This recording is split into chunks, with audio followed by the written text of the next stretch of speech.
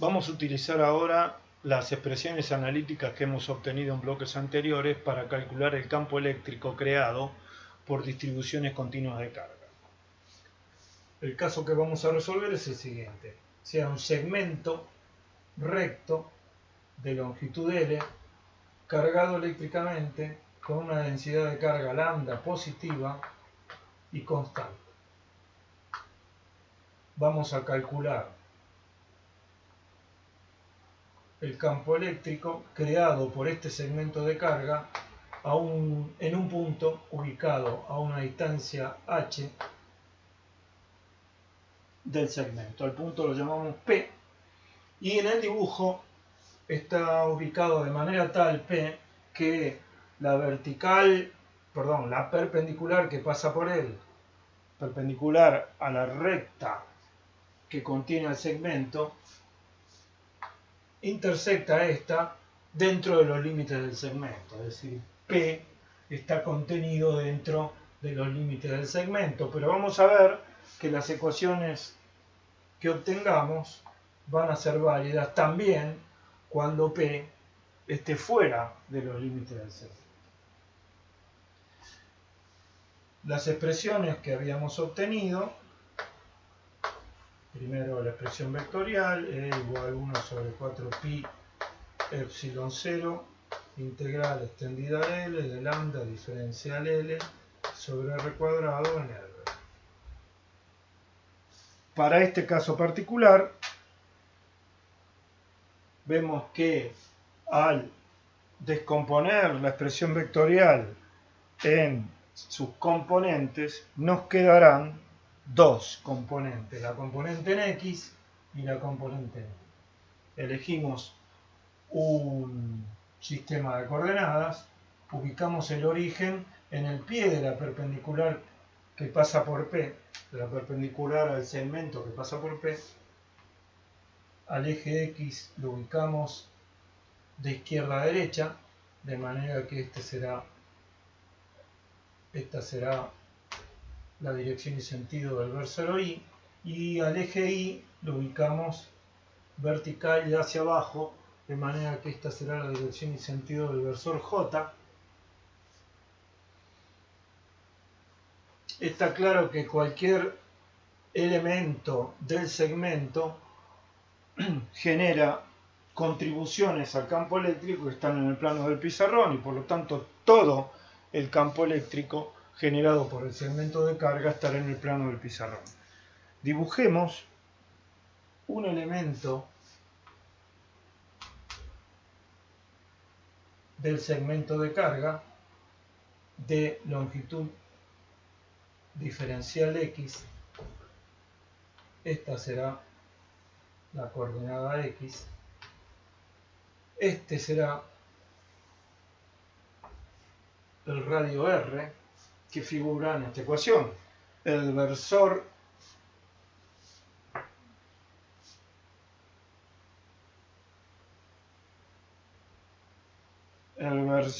R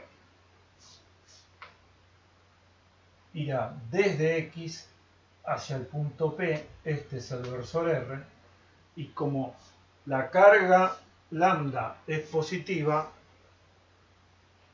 el diferencial de E que genera este diferencial de X cargado con lambda tiene la dirección y sentido de R, del versor R. Su descomposición nos dará diferencial E sub I y diferencial E sub X.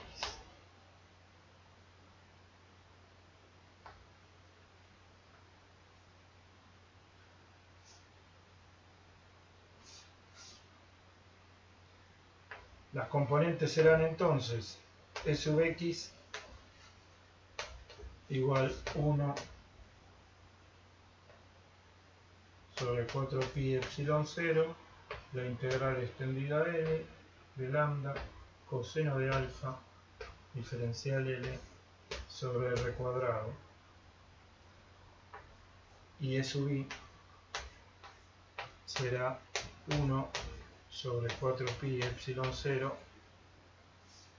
integral extendida L de lambda seno de alfa diferencial L sobre R cuadrado.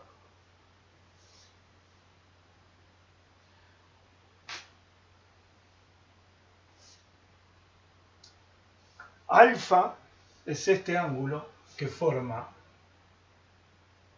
el versor I con el versor R. Este es alfa. Este ángulo es pi menos alfa, que es el ángulo que forma diferencial x, e sub x, perdón, diferencial e sub x con diferencial de e, con el vector. Vemos que siendo alfa mayor que 90, el coseno de pi menos alfa resulta ser menos el coseno de alfa, y e sub x, diferencial e sub x en esta posición va a resultar negativo.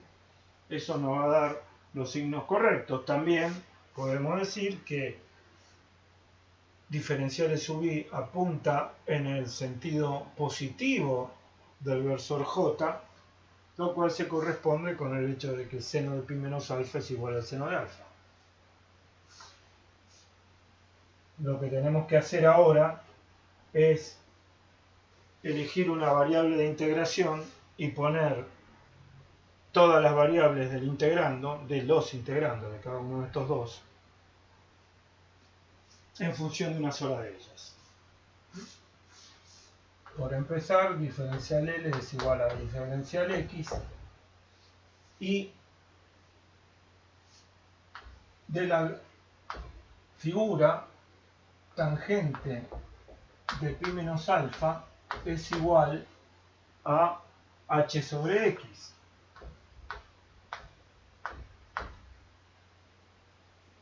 H y x positivos. O sea, x igual a h sobre tangente de pi menos alfa.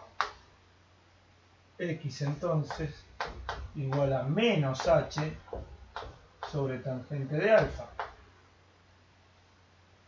Si ahora diferenciamos esta expresión, siendo h constante, nos queda diferencial x igual menos h por la derivada de 1 sobre tangente de alfa, que si no nos la acordamos de memoria, como me pasa a mí ahora, ponemos seno cuadrado de alfa, porque la tangente es seno sobre coseno, o sea, coseno está en el denominador, el cuadrado del denominador, y acá tenemos la derivada del numerador, que es menos seno por el denominador, esto es menos seno cuadrado de alfa, menos coseno cuadrado de alfa.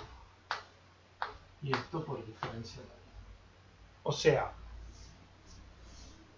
diferencial x, fíjense que esto es menos 1, con este menos queda positivo, diferencial x es h sobre seno cuadrado de alfa diferencial alfa.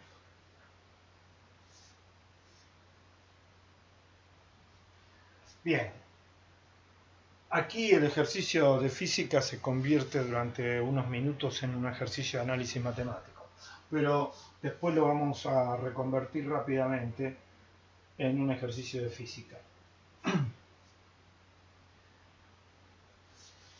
Tenemos a x, a diferencial x en función de diferencial alfa, diferencial L en función de diferencial alfa.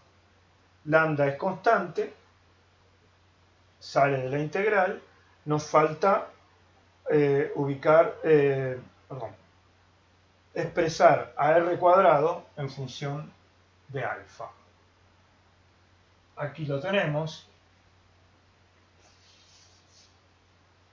R es tal que el seno de alfa es h sobre r. El seno de pi menos alfa, perdón. Seno de pi menos alfa es h sobre r. O sea, seno de alfa igual a h sobre r. Porque el seno de p menos alfa es igual al seno de alfa. Bien, ahora se trata de reemplazar en las expresiones para las componentes del campo eléctrico. Comenzamos por S sub x. S sub x quedará igual a lambda sobre 4pi epsilon 0. Sacamos a lambda de la integral y nos queda. Vamos a elegir a alfa como variable independiente, de manera que vamos a poner las otras variables en función de alfa. Los límites de integración, entonces, los tendremos que poner en alfa y será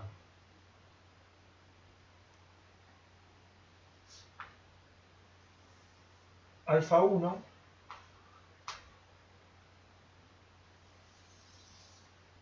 y alfa 2. Fíjense que los límites están tomados en forma consistente. Es el mismo ángulo que va cambiando a medida que avanzamos en x, y de alfa 1 se convierte en alfa 2. De ser un ángulo menor que 90 se convierte en un ángulo mayor que 90. Entonces aquí los límites de integración son alfa 1 y alfa 2, y escribimos coseno de alfa, lambda ya se fue, diferencial L es diferencial X y es H sobre seno cuadrado de alfa diferencial alfa. Y nos falta R cuadrado en el denominador. R cuadrado será H cuadrado sobre seno cuadrado de alfa. O sea, H cuadrado y seno cuadrado de alfa, de nuevo en el numerador, porque es el denominador del denominador. Aquí simplificamos seno cuadrado con seno cuadrado y h cuadrado con h, sacamos h de la integral y esto es lambda sobre 4pi epsilon 0h integral entre alfa 1 y alfa 2 de coseno de alfa diferencial alfa. E sub x entonces es igual a lambda sobre 4pi epsilon 0 seno de alfa 2 menos seno de alfa 2.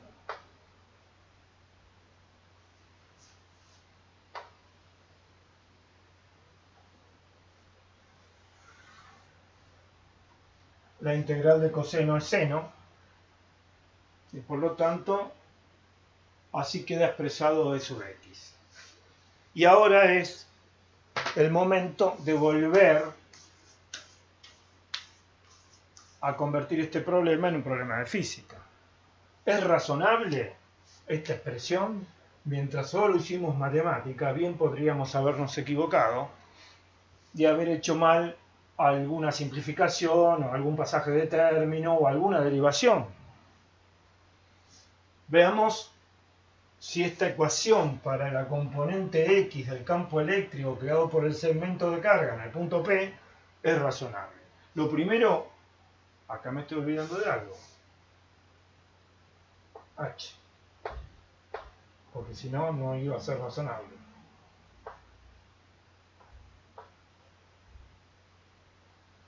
Lo primero que tenemos que ver es si dimensionalmente la ecuación que obtuvimos está bien. E tiene unidades de 1 sobre epsilon 0. Estas unidades no nos preocupan porque 1 sobre epsilon 0 lo obtenemos también en la expresión a la que llegamos, pero multiplicado por 1 por epsilon 0, 1 sobre epsilon 0, está la densidad de carga por una longitud dividido una longitud al cuadrado, lo que equivale a la densidad de carga dividida una longitud, que es lo que tenemos aquí. Densidad de carga dividido una longitud, de manera que esto dimensionalmente está bien, el corchete no tiene dimensiones.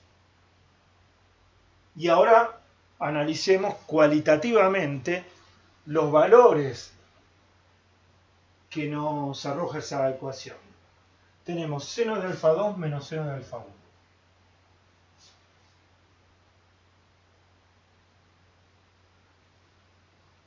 Alfa puede variar entre 0 y pi.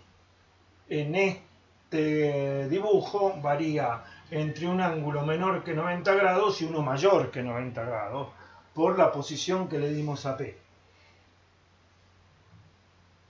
En cualquier caso, el seno de un ángulo comprendido entre 0 y pi es positivo, de manera que los dos términos de este corchete son positivos.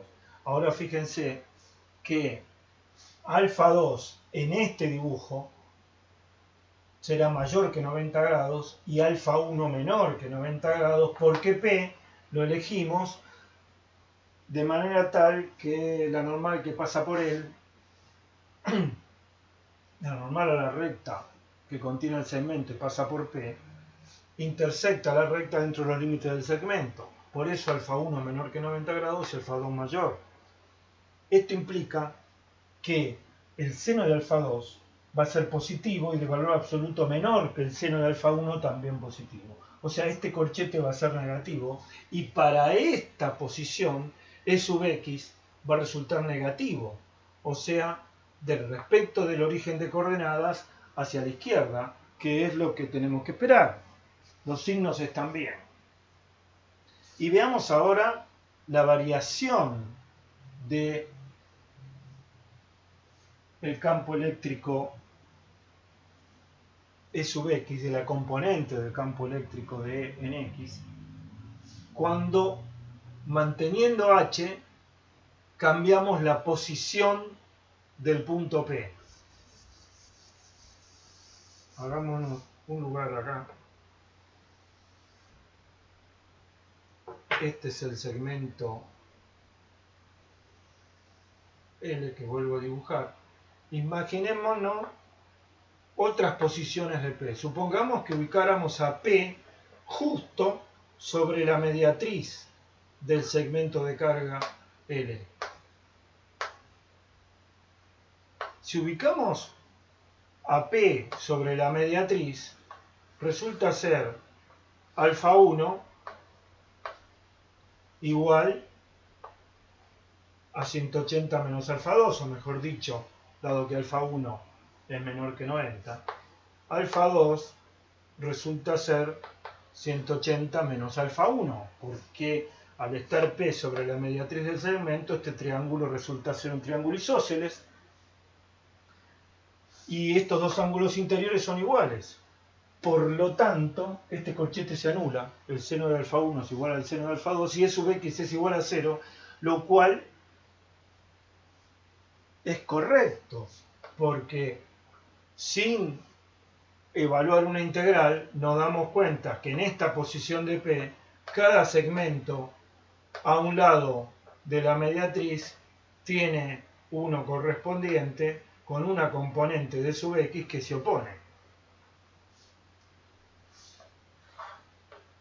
E sub x, E sub x.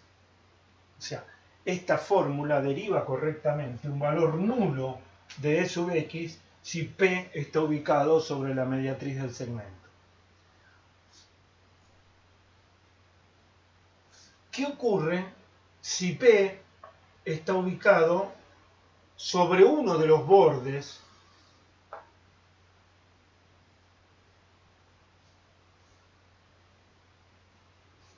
del segmento L? Sobre uno de los bordes quiere decir, está ubicado de manera tal que la normal a la recta que contiene el segmento y pasa por P, intersecta esta justo en un extremo del segmento de carga. Si P está aquí, alfa 1 es 90 grados. El seno de alfa 1 es 1, mientras que el seno de alfa 2 será menor que 1. Y E será negativo y tendrá un valor máximo, porque el seno de alfa 1 habrá alcanzado el mayor valor y el seno de alfa 2 habrá alcanzado el menor valor, de manera que esta diferencia en valor absoluto tendrá un extremo. Y fíjense que si nos imaginamos al punto P en el otro extremo del segmento, el módulo de E sub x da igual, lo cual también es esperable, porque este problema es simétrico respecto de la mediatriz del segmento. Y si lo giramos 180 grados, tenemos que obtener el mismo vector E sub x, pero en vez de apuntar de derecha a izquierda, tendrá que apuntar de izquierda a derecha, que es lo que nos dice esta ecuación, porque en ese caso, alfa 2 valdrá 90 grados, el seno de alfa 2 valdrá 1, y el seno de alfa 1 valdrá lo que antes valía el seno de alfa 2, y por lo tanto tendremos el mismo módulo de sub x, pero apuntando de izquierda a derecha. Como vemos, la fórmula que hemos obtenido para E sub x es consistente. También podemos seguir analizando e imaginarnos que ubicamos a P fuera de los límites del segmento L, de longitud L. Si ubicamos a P fuera de los límites, digamos, invadiendo este lado del pizarrón, no lo voy a dibujar, lo puedo dibujar por acá, digamos por acá. Fíjense, en este caso tendremos alfa 2 y alfa 1, ambos menores que 90, ambos positivos, pero alfa 2 será mayor que alfa 1, de manera que el seno de alfa 2 será mayor que el seno de alfa 1 y este corchete será positivo, E sub x será positivo, y a medida que nos alejáramos manteniendo la distancia h, pero nos alejáramos de ambos extremos del segmento, el módulo D será cada vez menor porque disminuirán tanto alfa 2 como alfa 1, manteniéndose alfa 2 siempre mayor que alfa 1, pero tendiendo ambos a 0 y por lo tanto tendiendo el módulo de sub x también a 0. Bien, hablemos ahora un poco de sub i, que debería ser la estrella.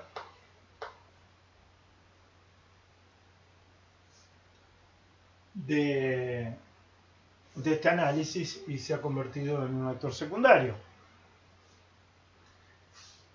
Si evaluamos la integral de E sub i, lo único que cambia respecto de la integral de E sub x es que cambiamos seno por coseno. O sea, aquí sería la integral de seno de alfa, diferencial alfa, y por lo tanto podemos escribir que E sub i es lambda sobre 4pi epsilon 0 h seno de alfa 1 menos seno de alfa 2. Invertí la diferencia porque la integral de seno de alfa es menos el coseno. Coseno de alfa 1 menos coseno de alfa 2. Bien, no hace falta hacer el análisis dimensional porque vemos que tiene la misma estructura que E sub x. Lo que sí podemos ver es que para la posición inicial que hemos asumido de P, la posición que hemos asumido en el dibujo,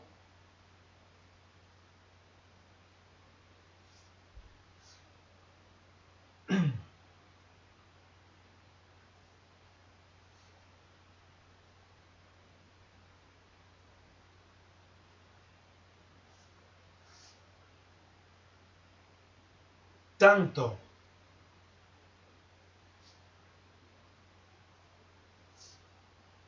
que sea que alfa 1 sea mayor que alfa 2 o al revés, uno de los dos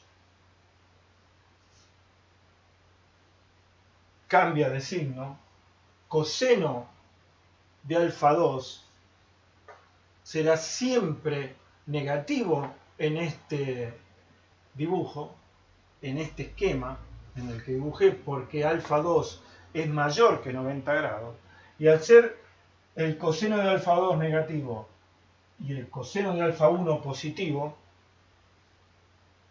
este corchete será positivo porque el término en alfa 2, al ser negativo, con el negativo de la diferencia entre los límites, da un corchete positivo. O sea, para este esquema es sub i siempre positivo, y en realidad deberíamos obtener que E sub i es siempre positivo para cualquier posición de P por debajo de el segmento, o sea, para cualquier posición de P en coordenadas y positivas. Fíjense que si ubicamos a P en este extremo, alfa 2 es 90, alfa 1 es menor que 90, el coseno de alfa 2 es 0 y el coseno de alfa 1 es mayor que 0, y por lo tanto E sub i sigue siendo positivo. Si nos ubicamos en este extremo, lo que ocurre es que alfa 1 es 90, el coseno de alfa 1 es 0, pero alfa 2 es mayor que 90, el coseno de alfa 2 es menor que 0, y al ser menor que 0, con el menos que lo antecede, vuelve a dar un valor positivo para E sub i, como tiene que ser.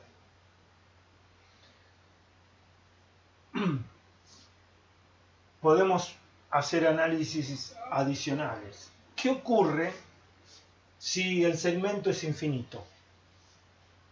Es decir, si L tiende a infinito de ambos lados. Si L tiende a infinito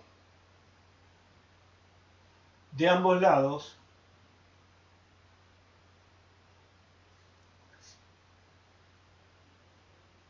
lo que ocurre es que alfa 1 tiende a 0 y alfa 2 tiende a pi.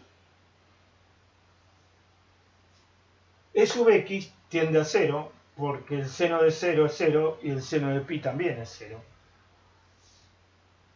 Y es esperable. Si el segmento tiene longitud finita, cualquier posición del punto P tiene a un lado y a otro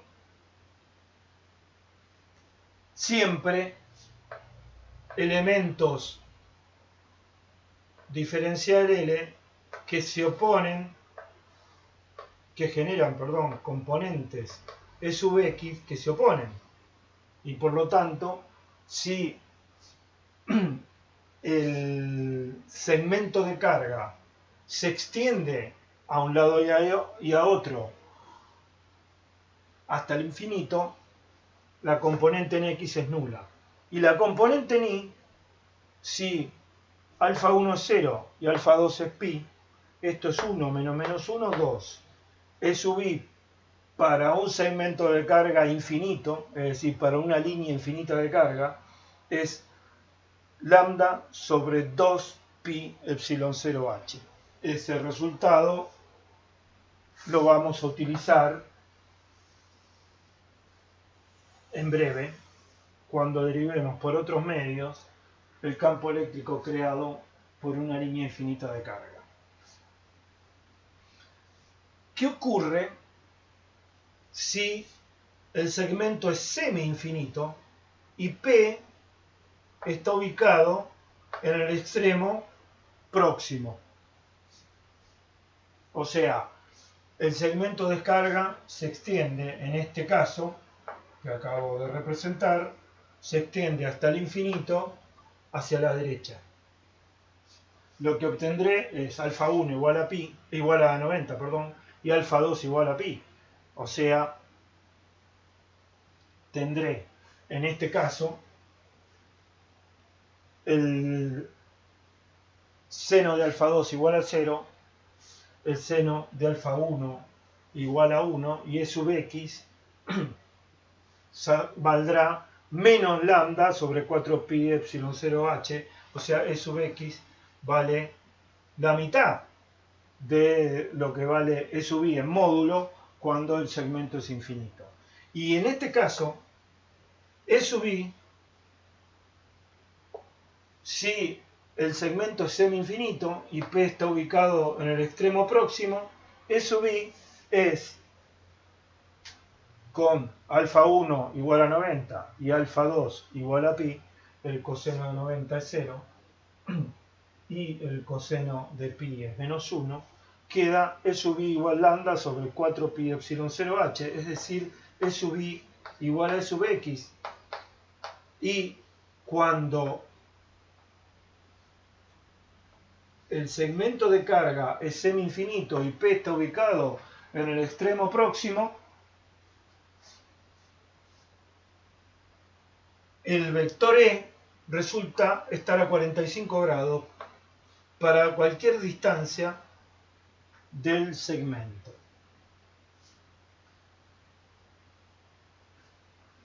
Bien, podríamos hacer más consideraciones respecto de las expresiones, pero las que hicimos son suficientes para verificar la consistencia entre la expresión matemática y lo que debemos esperar haciendo consideraciones cualitativas de orden físico.